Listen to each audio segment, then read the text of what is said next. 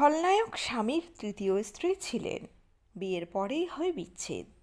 ২০০০ সালে মুক্তিপ্রাপ্ত ও বেওয়াফাথি ছবিতে শেষ অভিনয় করেছিলেন তিনি। তারপর আর অভিনয় করতে দেখা যায়নি। ধীরে ধীরে নিজেকে আলোর রোশনাই থেকে সরিয়ে নিয়েছিলেন এই জনপ্রিয় অভিনেত্রী। প্রয়াত হলেন বর্ষিয়ান অভিনেত্রী। বিস্তারিত থাকছে প্রতিবেদনে। বন্ধুরা, চ্যানেলে নতুন হলে চ্যানেলটি সাবস্ক্রাইব করে রাখতে পারেন ও ভিডিওটি শেয়ার করতে পারেন। তার কেরিয়ারের ঝুলিতে ছিল শতাধিক ছবি।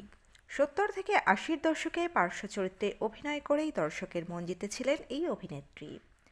পেশাগত কারণে ছবি নির্মাতাদেরও প্রিয় পাত্রী হয়ে উঠেছিলেন তিনি, কিন্তু ধীরে ধীরে বড় পর্দা থেকে নিজেকে সরিয়ে ফেলেছিলেন। শুক্রবার মুম্বাইয়ে নিজের বাসভবনে মারা গেলেন বলি অভিনেত্রী মধু মালহোত্রা। ১৯৫৫ সালে জন্ম মধুর।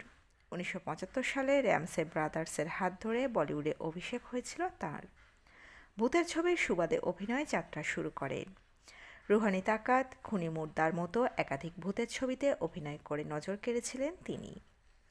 ১৯৮২ সালে মুক্তিপ্রাপ্ত সত্যে পে সত্যে ছবিতে কানওয়ারজিৎ পেইন্টালের প্রেমিকা চরিত্রে অভিনয় করেছিলেন তিনি। ছবির মৌসম মাস্তানা গানে অভিনয় করে প্রশংসাও কুড়িয়েছিলেন। এরপর শক্তি সামন্ত, রমেশ শিপ্পির মতো পরিচালকের ছবিতে দেখা গিয়েছিল তাকে। ১৯৮৩ সালে সুভাষ ঘাইয়ের পরিচালনা এবং প্রযোজনায় প্রেক্ষাগৃহে মুক্তি পেয়েছিল হিরো। ছবিতে লম্বি জুদাই গানে হিপির দৃশ্যে অভিনয় করেছিলেন মধু। তার অভিনয় সুভাষের এত পছন্দ হয়েছিল যে পরবর্তী কয়েকটি ছবিতে তাকে পার্শ্ব চরিত্রে অভিনয়ের সুযোগও দিয়েছিলেন। সুভাষ ঘাই পরিচালিত কার্জ, বিধাতা, বিশ্বনাথ নামের ছবিতে অভিনয় করেছিলেন মধু। বলি পরিচালক অনিল শর্মাও প্রশংসা করেছিলেন মধুর পেশাদারিত্বের।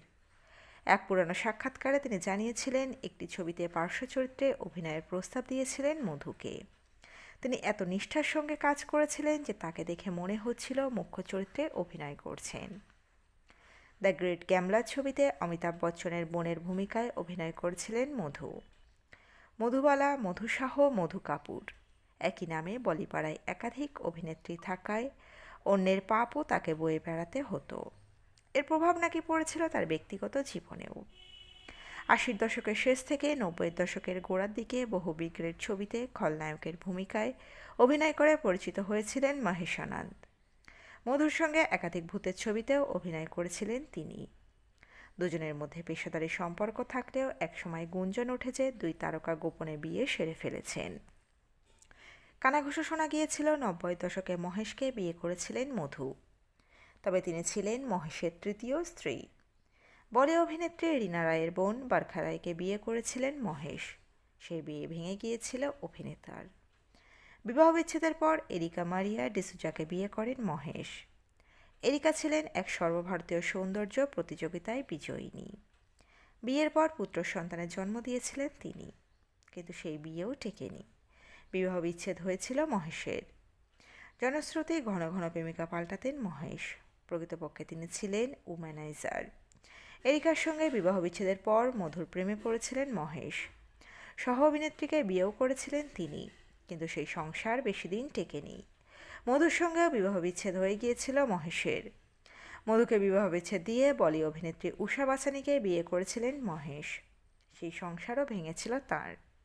পরে লানা নামে এক রাশিয়ান তরুণীকে বিয়ে করেছিলেন অভিনেতা। ২০১৯ সালে মুম্বাইয়ে নিজের ফ্ল্যাটে নিঃসঙ্গ অবস্থায় মারা গিয়েছিলেন মহেশ। শোনা যায় মধুকে নাকি কোনোদিন বিয়েই করেননি মহেশ। আসলে মধু কাপুর নামে এক তরুণীকে বিয়ে করেছিলেন তিনি, কিন্তু সমনামী হওয়ার কারণে মধু মালহোত্রার নাম জড়িয়ে পড়েছিল। ব্যক্তিগত জীবনকে সবসময় আড়ালে রাখতে পছন্দ করতেন মধু।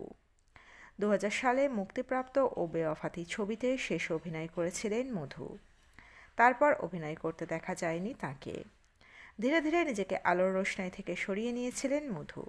শুক্রবার মুম্বাইয়ে নিজের বাড়িতে শেষ নিঃশ্বাস ত্যাগ করেন মধু। সংবাদ মাধ্যম সূত্রে খবর, বার্ধক্যজনিত অসুস্থতার কারণে মারা যান তিনি।